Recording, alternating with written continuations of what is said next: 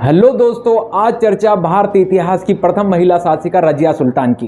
दोस्तों, रजिया के बारे में एक बात बताऊं आप लोगों को। जिस प्रकार मुगल कालीन महिलाओं ने पर्दे के पीछे से शासन किया, उसी प्रकार रजिया ने खुले तौर पे शासन की बागडोर अपने हाथों में ली। जब बागडोर खुले रूप में अपने हाथों में ली रजिया सुल्तान ने, तो उसे अनेक चुनौतियों का सामना करना पड़ा। और ये जब चुनौतियां उसके सामने आई, तो इन चुनौतियों का उसने बड़ी कुशलता से सामना किया।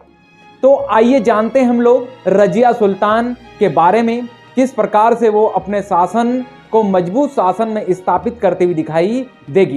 तो आइए दोस्तों, हम लोग चर्चा करें रजिया सुल्तान के प्रारंभिक जीवन की। तो इनके पिता हम लोगों को देखने को मिलते हैं इल्तुतमिश, माता हम लोगों को देखने को मिलती कुतुब बेगम। कुतुब बेगम के गर्भ से ही रजिया सुल्तान उत्पन्न थी। रजिया सुल्तान के भाइयों की बात करें तो 3 भाई हम लोगों को देखने को मिलते हैं। कौन? तो एक नसरुद्दीन, एक रुकनुद्दीन और एक देखने को मिलता है बेहरम शाह। इसमें रुकनुद्दीन और बेहरम शाह रजिया सुल्तान के सौतेले भाई थे। ये रजिया सुल्तान की सौतेली माता अर्थात इल्तुतमिश की दूसरी पत्नी, जिसका नाम था शाह तुर्काने, उससे उत्पन्न हम लोगों को ये देखने को मिलते हैं। बात करें रजिया सुल्तान के पति कौन रहे, रजिया सुल्तान का विवाह किससे हुआ? तो भटिंडा के गवर्नर अल्तुनिया से। रजिया सुल्तान, क्योंकि रजिया सुल्तान के प्रेम प्रसंग रहे, उनके एक प्रेमी की हम लोगों को चर्चा देखने को मिलती है, मलिक याकूत, जिसे जमालुद्दीन याकूत भी कहा जाता है। इन सारी चीजों पर हम लोग डिस्कस करेंगे विस्तार से। तो आइए हम लोग जाने रजिया सुल्तान के राजनीतिक जीवन की शुरुआत कब से होती है। तो एक बार इल्तुतमिश 1231 में ग्वालियर को फतेह करके आते हैं। जब वो ग्वालियर को फतेह करके आते हैं तो रजिया के नाम के सिक्के चलाते हैं, और रजिया के नाम के सिक्के चलाते हैं और रजिया को अपना उत्तराधिकारी अपॉइंट कर देते हैं। एक महिला को उत्तराधिकारी घोषित किया जा रहा है इल्तुतमिश के द्वारा। वैसे इल्तुतमिश के पुत्र भी थे, एक पुत्र मारे जा चुके थे बंगाल अभियान पर, नसीरुद्दीन, जो रजिया सुल्तान के सगे भाई थे। 2 और पुत्र थे, रुकनुद्दीन और एक बेहरम शाह। लेकिन उन पे इल्तुतमिश ने तरजीह दी किसको? तो रजिया सुल्तान को। रजिया सुल्तान को प्रशासक नियुक्त किया, मतलब अपना उत्तराधिकारी यहां पर नियुक्त किया किसने? तो वो इल्तुतमिश ने। आगे चल के हम लोग इस पे बात करें कि जब इल्तुतमिश ने अपना उत्तराधिकारी अपॉइंट कर दिया रजिया सुल्तान को, तो रूढ़िवादी मुसलमानों और हम लोगों को देखने को मिलता है जो तुर्क अमीर हैं, ये इल्तुतमिश का विरोध करेंगे कि आप एक महिला को कैसे उत्तराधिकारी बना सकते हैं, पुत्र हमारे पास हैं, आप उनको क्या करें? अपॉइंट करें। अब होगा क्या? 1236 में बमियान अभियान पे इल्तुतमिश की मृत्यु हो जाएगी, और मृत्यु होने के बाद जो तुर्क अमीर ही दिल्ली सल्तनत में सुल्तान का पद धारण करने में अहम भूमिका निभाते थे। तो तुर्क अमीरों ने क्या किया कि जो रजिया सुल्तान, जो कि उनके पिता ने अपने जीवन काल में उसे उत्तराधिकारी घोषित कर दिया था, तुर्क अमीरों ने रजिया को शासक घोषित नहीं किया। उन्होंने जो रजिया सुल्तान थी, उनकी जो माता थी, सौतेली माता शाह तुर्काने, उनके पुत्र रुकनुद्दीन फिरोज को गद्दी पर बैठा दिया। अब रुकनुद्दीन फिरोज को गद्दी पर बैठा दिया और पूरी पावर शाह तुर्काने यहां पर यूज करेगी। रुकनुद्दीन फिरोज का शासनकाल कुछ ही माह हम लोगों को देखने को मिलता है। प्रशासन के प्रति लापरवाह और विलासी जीवन हम लोगों को उसका देखने को मिलेगा। शाह तुर्काने जब सत्ता को भोगेगी तो यहां पर वो जनता के ऊपर खूब अत्याचार, जब अत्याचार होगा दिल्ली के अंदर, तो हम लोगों को देखने को मिलेगा कि जो दिल्ली की जनता है ये असंतुष्ट हम लोगों को होती हुई दिखाई देगी प्रशासन के विरुद्ध। अब होगा क्या? एक बार रुकनुद्दीन दिल्ली से बाहर किसी अभियान पे गया। रजिया सुल्तान ने 9 नवंबर 1236 को इस स्थिति का लाभ उठाया। वैसे ये दिन था ईद का दिन, और शाम की नमाज के बाद रजिया सुल्तान लाल वस्त्र धारण करके, लाल वस्त्र सुनना, इल्तुतमिश के समय लाल वस्त्र धारण करने वाले लोग जो होते थे वो न्याय मांगने वाले। इल्तुतमिश ने न्याय का प्रतीक बनाया था लाल वस्त्र को। कोई भी व्यक्ति लाल वस्त्र को पहनकर न्याय मांग सकता था। 2 शेरों की मूर्तियां लगाई थी संगमरमर की इल्तुतमिश ने, उनमें घंटी लगी थी, उनको बजा के कोई भी वहां पर न्याय मांग सकता था। रजिया जब उसको न्याय मिला ही नहीं, क्योंकि सत्ता का उत्तराधिकारी घोषित किया था इल्तुतमिश ने रजिया को, लेकिन तुर्क अमीरों ने और रूढ़िवादी मुसलमानों ने किसको वहां पर अपॉइंट कर दिया था? रुकनुद्दीन को। जब राज्य के अंदर अराजकता फैलती हुई दिखाई देगी, तो दिल्ली की जनता के समक्ष लाल वस्त्र धारण कर रही है यहां पर रजिया सुल्तान, और अब न्याय मांगेगी। 9 नवंबर 1236 को, फिर से बोल रहा हूं, ईद का दिन है। शाम की नमाज के बाद रजिया सुल्तान दिल्ली के जनता के समक्ष सामने आकर उनको संबोधित करेंगी।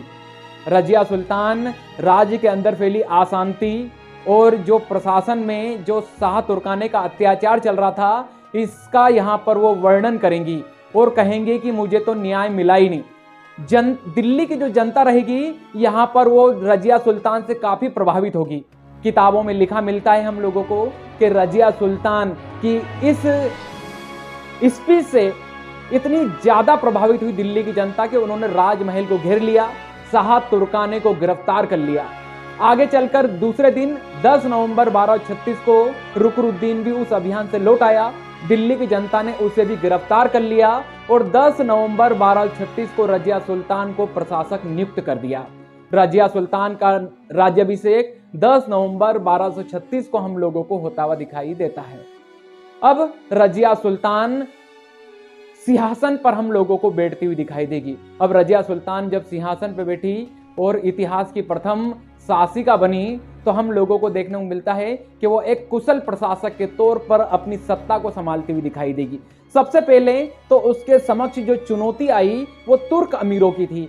इसका उसने बखूबी से सामना भी किया। उसने तुर्क अमीरों की शक्ति को तोड़ने के लिए गैर तुर्कों को प्रशासन में अपॉइंट किया। गैर तुर्क अर्थात कौन? तो उसने हम लोगों को देखने को मिलता है कि गैर तुर्क उसने इथोपिया के गुलाम दास जो हब्सी जाति के थे उनको बड़े बड़े पद दे दिए, जैसे अमीर आखुर का पद। अमीर आखुर का पद उसने जमालुद्दीन याकूत मलिक याकूत को दिया। यही रजिया सुल्तान का प्रेमी है, आगे पर चर्चा करेंगे हम लोग। फिर दूसरा पद अमीर आखुर का पद, अमीर आखुर का पद दिया उसने एल्तगीन को। यह भी एक इथोपियाई गुलाम था। जब गैर तुर्कों को प्रशासन के बड़े बड़े पद दिए गए और छोटे पदों पे तुर्कों को बिठा दिया गया ना, तो यहीं से रजिया सुल्तान एक कुशल प्रशासक के तौर पर सत्ता में हम लोगों को जमती हुई दिखाई देगी। अब रजिया सुल्तान जब सत्ता में आई, उसके बाद जब ये कार्य कर रही है, इसके अतिरिक्त उसने हम लोगों को देखने को मिलता है कि न्याय व्यवस्था को दुरुस्त किया, इसके बाद सैन्य व्यवस्था को दुरुस्त किया। इसके अलावा उसने शिक्षा को बढ़ावा देने के लिए कई स्कूल कॉलेज, उसने हिंदू मुस्लिम एकता पर बल दिया, उसने सड़कों का निर्माण, उसने कुओं का निर्माण, लोगों की पानी की समस्याओं को भी दूर किया। तो रजिया सुल्तान सत्ता संभालने से 2-3 साल तक लगातार बहुत अच्छे अच्छे कार्य अपने राज्य के अंदर करती हुई दिखाई देगी। लेकिन आगे चलकर वो लोगों की ईर्ष्या का पात्र, क्योंकि मैंने आप लोगों को बताया था कि दिल्ली की जनता ने उसको प्रशासक बनाया था, सुल्तान बनाया था, क्योंकि तुर्क अमीर और रूढ़िवादी मुसलमान तो उसके विरोधी थे, क्योंकि वो एक महिला से शासित होना नहीं चाहते थे। तो हम लोगों को यहां देखने को मिलेगा अब कि रजिया सुल्तान, जनता अब उससे ईर्ष्या करने लगेगी, नफरत के भाव पैदा होंगे जनता के अंदर रजिया के प्रति। तो ऐसा क्या होगा, तो आइए जानते हैं। अब हुआ क्या, आगे चलकर 2-3 साल बाद रजिया जब वो सैन्य अभियान पे जाएगी तो उसने पर्दा को त्याग दिया। वो एक पुरुष सुल्तान की तरह या शासक की तरह युद्ध में शामिल होने लगी। जब पुरुष शासक की तरह युद्ध में शामिल होने लगी ना, तो हम लोगों को देखने को मिलेगा कि उसके विरोधियों को अब यहां पर मौका मिलेगा विरोध करने का। रजिया ने मौका दे दिया किसको? वो कट्टर मुसलमानों को, रूढ़िवादी मुसलमानों को और तुर्क अमीरों को। फिर आगे चलकर दिल्ली के अंदर अफवाह उड़ी कि रजिया एक गुलाम से प्रेम कर रही है। जमालुद्दीन याकूत जो अमीर हाजिब के पद पे था, उसकी जो अंगरक्षक सेना होती थी उसका प्रमुख था। ये तक कहा जाता है, किताबों में मिलता है कि रजिया सुल्तान जब घोड़े पे बैठती थी तो उसके हाथ, जब वो उसके हाथ का सहारा लेके ही घोड़े पे बैठती थी मलिक याकूत, जमालुद्दीन याकूत से। तो पूरी दिल्ली में अफवाहें उड़ने लगी रजिया सुल्तान के प्रेम की। जब रजिया सुल्तान के प्रेम की अफवाहें उड़ने लगी तो तुर्क अमीरों को फिर से मौका मिला, किसका? रजिया सुल्तान का दुष्प्रचार करने का, और उन्होंने बाखूबी इस मौके को भुनाने का भी काम किया।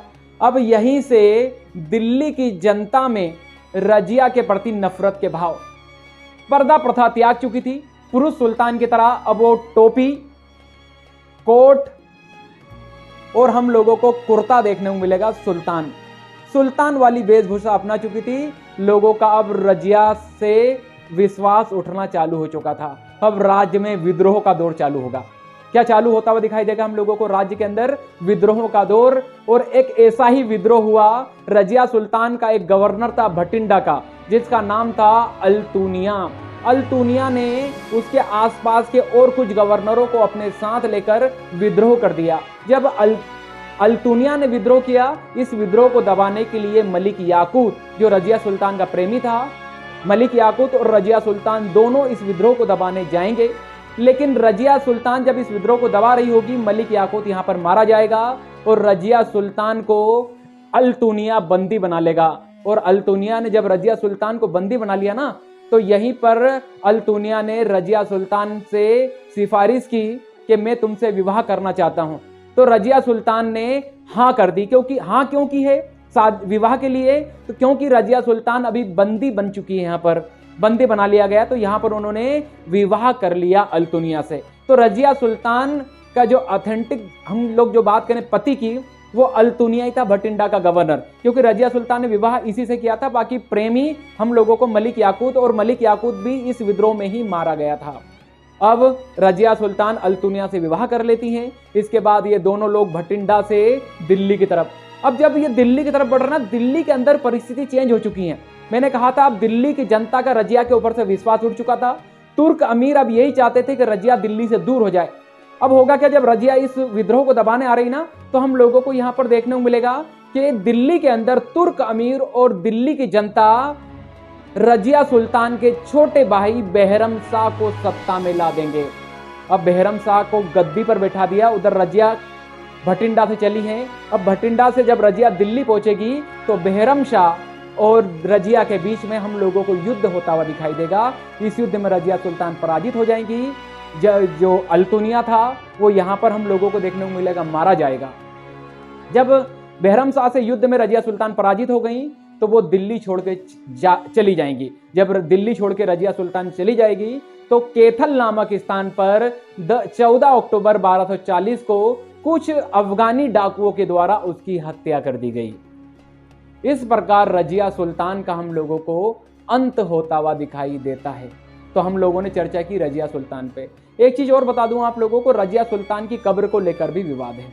रजिया सुल्तान की कब्र कुछ लोग मानते हैं कि हरियाणा के कैथल में है, कुछ दिल्ली में मानते हैं, कुछ राजस्थान के टोंक में, क्योंकि 3 जगह से उसकी समाधियां मिली और तीनों पे रजिया सुल्तान लिखा है। हमारे पास जो ऑथेंटिक सोर्स है वो हरियाणा का कैथल है। तो आप लोग सभी जो एग्जाम वाले हैं वो सब कैथल ही यहाँ पर याद रखेंगे।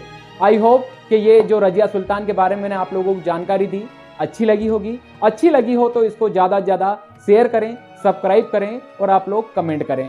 जय हिंद, जय भारत।